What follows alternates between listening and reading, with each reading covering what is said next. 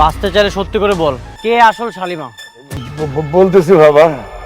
হ্যাঁ হ্যাঁ, অনিক তো বুড়া কাকাকে ধরে এনে মিগলাই তো আসল সাবিনা গ্রুপের মালিক তা সকলের সামনে বুড়া কাকার মুখ থেকে শুনে ফেললো। শুধু তাই না, এদিকে তো অনিক আবার তার বন্ধু রাতুলকে সব সত্য প্রমাণ করে দিয়ে সাবিনা গ্রুপ থেকে তাড়িয়ে দিবে। ভিডিওর মূল টপিকে ফিরে যাওয়ার আগে চ্যানেলটাকে সাবস্ক্রাইব করে ভিডিওটাতে লাইক করে দেখতে থাকুন। ছবি আর গরিব ঘরের রাজপুত নাটকের 31তম পর্বের শুরুর দিকে আপনারা দেখতে পারবেন অনিক তো মিগলাদের বস্তির বাড়িতে চলে আসবে এবং সেই সাথে মিগলাকে বলবে, মিগলা চলো, আমরা তো তোমার ওই ম্যানেজারের সাথে আমার দেখা করতে হবে, তোমার ওই ম্যানেজারকে তো আমার গুরুত্বপূর্ণ কিছু দেখাতে হবে। আর এদিকে অনিক তো সব প্ল্যান আগে থেকে করে নিয়েছে, ওই বুড়া কাকাকে তো ধরে নিয়ে আসবে এবং সেই সাথে সেই বুড়া কাকা সেই ছোট্টবেলায় সাবিনা গ্রুপের উত্তরসূরি সেই ছোট্ট মেয়েটিকে কোথায় ফেলে দিয়েছিল এবং সে মিগলাকে কেন মিথ্যা বলে তাড়িয়ে দিল। ঠিক তখনই যখন বুড়া কাকাকে সকলের সামনে আনা হবে এবং ম্যানেজারের সামনে এবং সেই সাথে মিগলাও থাকবে, ঠিক সকলের সামনেই তো অনিক বুড়া কাকার মুখ থেকে আসল সত্যিটা সকলের সামনে জানাবে যে রাতুল আসলে তাকে ভয় দেখিয়ে তার মুখ থেকে মিথ্যে বলার জন্য বাধ্য করেছে, সেজন্যই তো সে মিথ্যে বলেছে। এই কথা শুনে ম্যানেজার তো